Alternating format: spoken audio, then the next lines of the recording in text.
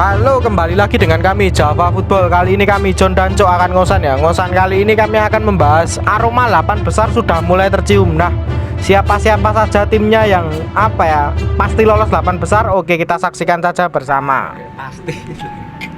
Ya, pertandingan Liga 2 di grup A, B, C, D sudah mau mencapai akhir fase pertama ataupun fase-fase yang sudah mulai tahap kedua lah, ibaratkan seperti itu. Kemarin pembagian tuan rumah fase 2 juga sudah diumumkan lagi, dan grup C lagi-lagi Stadion Manahan menjadi tuan rumah. Nah, padahal itu juga klub dari Cilacap mengajukan tuan rumah tetapi ditolak karena alasannya juga kurang tahu. Mungkin faktornya juga banyak ya, dari mulai standarisasi, keamanan dan lain-lain, mungkin bisa jadi itu ataupun dan lain-lain, ataupun COVID di daerah mereka masih tinggi ataupun gimana, saya juga kurang tahu. Nah, mungkin banyak faktor.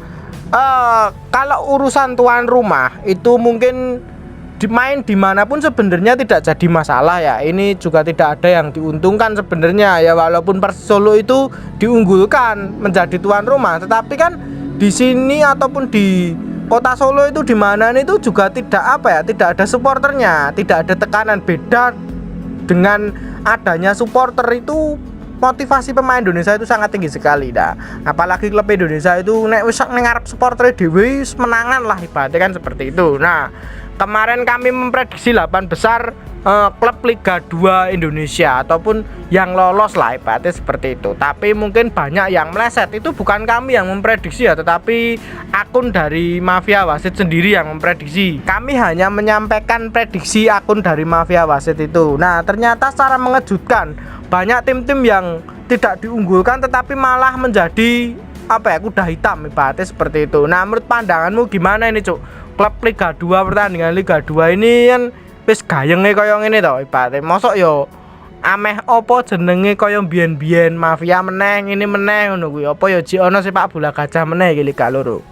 Ya, wajar sih kalau prediksi itu meleset, itu rapopo karena memang sepak bola Liga 2 itu sangat dinamis sekali ya. Kadang di luar dugaan, itu pasti ya loh, karena memang ya semua klub itu ingin promosi saja genah loh. Kalau Liga 1 tidak semua klub mau juara loh, atau ambisi target juara Liga 1, tapi kalau Liga 2 itu pasti, dan mau gak mau semua klub Liga 2 pengen promosi. Nah, ini yang akhirnya membuat Liga 2 sangat dinamis atau sulit diprediksi. Namun ada beberapa tim yang memang ya layak diprediksi dari awal ya, seperti Persis Solo, itu Persis Sriwijaya dan lain-lain, itu emang gimana ya, mau gak mau ya pantas lah kalau diprediksi itu 8 besar atau promosi itu, karena memang ya kembali lagi faktor teknis dan skuad pemain. Dari obrolan kita ini juga tidak bisa dijadikan acuan bahwa klub tersebut akan lolos dari 8 besar, akan lolos dari fase grup ini. Hanya saja kita itu setelah setengah pertandingan ini selesai, klub-klub yang diprediksi akan lolos itu ya saya juga kurang tahu sebenarnya. Nah, tapi ini hanya setengah musim ini saja sih yang menurut pandangan saya itu klubnya itu menarik lah, ibaratnya seperti itu. Kita mulai dari grup A.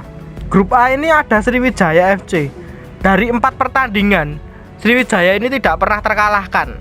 Nah, pertandingan besok itu terakhir dia melawan PSMS Medan tanggal 28 Oktober. Itu penentuannya. Sriwijaya FC sudah dipastikan menjadi juara grup pada putaran pertama ini. Menurut pandanganmu, Cuk, Sriwijaya FC yang tidak diunggulkan, padahal di grup A ini ada Semen Padang juga, ada KS Tiganaga. Menurut pandanganmu gimana nih Sriwijaya? Ya pasti diunggulkan, John. Emang ya kita dari awal ya juga prediksi ya soal Sriwijaya ya. Ya memang kan ini kan kemarin itu 2019 sih hampir lolos ke Liga 1. Tapi ada pertandingan dagelan melawan Persiraja itu yang bikin konyol. Seluruh Indonesia akhirnya tahu. Nah, sebenarnya kan Persiraja ini kan mereka punya standar Liga 1. Mereka juara ISL berapa kali, juara Copa Indonesia. Mereka ya standarnya itu Liga 1. Semua fannya Persiraja pasti nuntut ke Liga 1, dan manajemennya pun pasti ya akan membalas membalas dendam lah, membalas dendam karena memang dulu sempat terdegradasi ya. dan akhirnya diprotes banyak supporter. Nah, balas dendamnya ini kan ya mereka ingin manajemen membuktikan kepada supporternya bahwa ya Sriwijaya ini tempatnya Liga 1 bukan Liga 2. Ya betul. Nah itu ada di grup A ada Sriwijaya. Lalu lanjut lagi ke grup B. Grup B ini yang paling mengejutkan juga. Ini ada klub dari Martapura Dewa United. Klub yang kemarin itu berganti nama menjadi Dewa United ini sudah menjalani 5 pertandingan tanpa terkalahkan. Bajigrek, 5 pertandingan tanpa terkalahkan loh, Cuk, ini, Cuk. Bahkan yang diprediksi Rans ini sendiri juga di bawah dari Martapura. Wah, kalah lah dengan Martapura Dewa United ini. Menurut pandanganmu, Cuk, Martapura ini apakah masih jadi spesialis 16 besar, 8 besar ataupun gimana ini Martapura ini? Ataupun sudah berbeda dengan Martapura yang dulu kita kenal sebagai spesialis 8 besar, 16 besar ini? Ya kalau jelas sekarang beda banget karena memang dari segi manajemen juga sudah beda. Apalagi berpindah kota ya dari Kalimantan ke Jawa ya, itu jelas sangat beda, manajemen beda, pemain beda, karena memang ini kan klub take over lah ya, take over kepemilikan dan lisensi ya, ini jelas beda ya. Ini sesuai dengan konten kita sebelumnya ya, ini kita sempat membahas Dewa United ini klub yang harus diwaspadai ya, ya memang ini luar biasa sih. Ya, sultannya Raffi Ahmad di kalangan dunia selebritis tidak berkutik di sepak bola. Ya betul, walaupun persaingan juara liga, persaingan grup B ini di klasemen 2 dan 3 ini sangat sengit. Ada Rans juga. Nah, mungkin itu dari grup B. Lalu di grup C, wah, kalau grup C ini baru saja pertandingan kemarin ya. Puncak klasemen berhasil direbut oleh Persis Solo dengan mengalahkan PSIS Cilacap 2-0 pada saat itu. Wah, sangar lah ibaratnya sesuai prediksi kita ya. Kalau Persis Solo ini memang ya layaknya ya harus di puncak, Pak Cuk.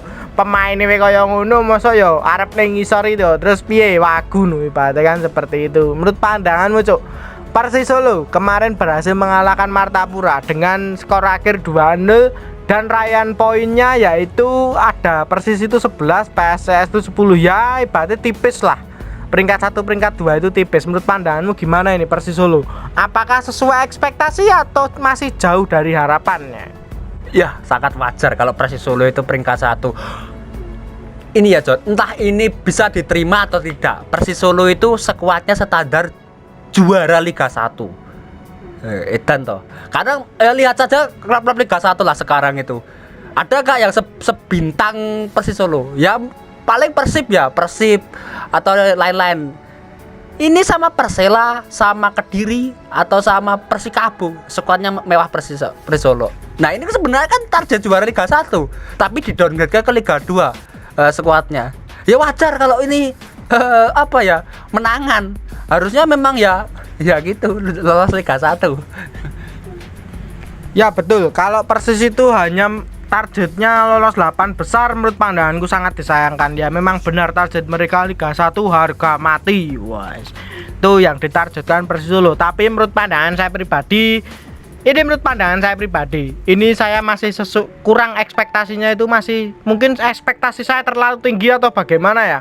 Persis itu harusnya bisa seperti Dewa United lah, 5 laga sapu bersih. Wah, berarti kan ngono kuwi lah. Nah, mungkin ekspektasi saya saja yang terlalu tinggi atau bagaimana saya juga kurang tahu dengan skuad yang modelan seperti itu. Nah, lanjut lagi di grup D. Kalau grup D ini masih yang lah ibaratnya penentuan puncak klasemen masih bisa direbut oleh Sulut, Persiba dan Kalteng. Soalnya pertandingan masih 28 Oktober. Kalau menurut pandanganmu, Cuk, kita kan dulu pernah memprediksi itu Persiba Balikpapan dan Kalteng ya. Kalau Kalteng seperti itu. Kalau Persiba memang dari fasilitas, dari pemilik itu sudah mungkin sudah bagus lah ibaratnya seperti itu. Menurut pandanganmu gimana ini? Grup D ini masih gayeng ini, ada Sulut, ada Persiba, ada Kalteng. Kalau dilihat itu grup D ini kayaknya skuadnya merata ya John. Kualitasnya hampir sama semua ya.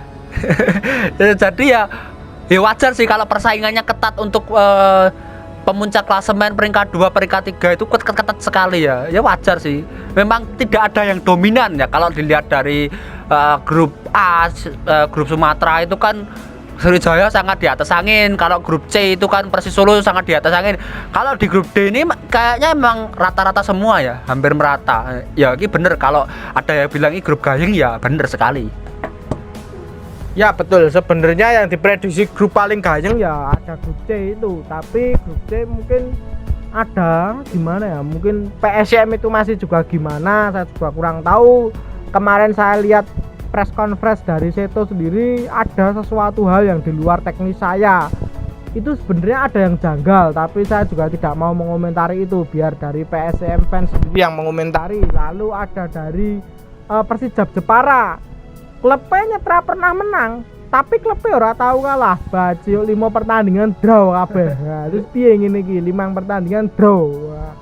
Lalu ada PSIS Cilacap yang mungkin mengejutkan lah, ibaratnya wis ora diprediksi sejak awal PSIS Cilacap lalu bisa yo ibaratnya nyaingi Persis Solo wis ning ngisore Persis wis ampuh.